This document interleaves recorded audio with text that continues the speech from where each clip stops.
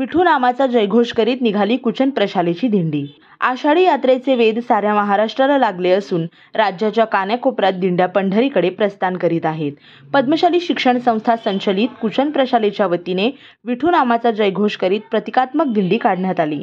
या दिंडीत संत ज्ञानेश्वर, संत तुकाराम महाराज यांच्या जयघोषात टाळ मृदंग वाजवत वारकरी वेशभूषेतील विद्यार्थ्यांच्या जयघोषाने दिंडीची शोभा वाढवली। पहावा विठ्ठल या अभंगासह रामकृष्ण हरी रूपाचा अभंग, पंचपदी विठोबा रुक्माईचा नामजप करीत ज्ञानोबा तुकारामाच्या जयघोषात दिंडी निघाली।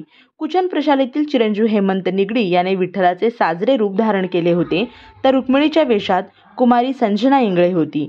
तसेच कुचन प्रशालेतील अनेक विद्यार्थी दिंडीत सहभागी होते आल्याने अत्यानंदात विठूनामात तल्लीन झालेले दिसून आले।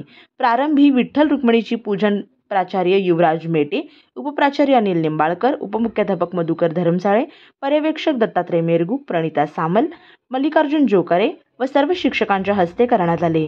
विद्यार्थ्यांना संत परंपरा व वारकरी संप्रदायाची ओळख व्हावी या उद्देशाने या उपक्रमाचे आयोजन केल्याचे प्राचार्य युवराज मेटे यांनी यावेळी सांगितले। प्रशालेच्या प्रांगणात गोल रिंगण सोहळ्यात 5वीच्या विद्यार्थ्यांनी टाळ मृदुंग तालावर वारकरी फुगडीचा फेर धरला। इयत्ता 8वीच्या विद्यार्थ्यांनी माऊली माऊली या गाण्यावर काठवट व डोळ्याचे पारणे फेडणारे रिंगण सोहळा सादर केला। विठोबा रुक्माईच्या जयघोष करीत वारीची सांगता झाली। यावेळी प्रशालेच्या सहशिक्षिका अनुप्रिता हजारे यांनी विशेष परिश्रम घेतले। तसेच माधुरी कुलकर्णी, अविनाश जतकर, सागर दुर्गी, रजनी बोलाबतीन, पल्लवी ननवरे यांचे सहकार्य लाभले।